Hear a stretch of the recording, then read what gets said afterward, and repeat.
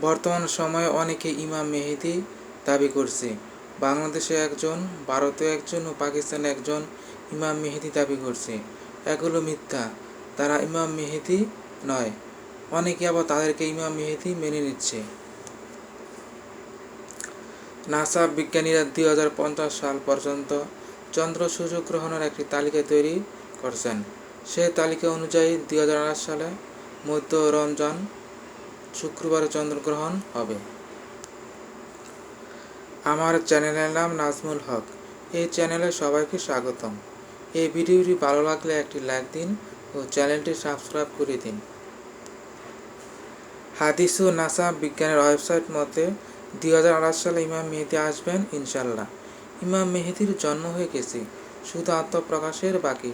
মিডিয়ায় ইমাম মেহেদী নিয়ে অনেক আলোচনা হচ্ছে। একটি হাদিস তুলে ধরছি। 2008 সালের মধ্য রমজানে চন্দ্রগ্রহণ হবে।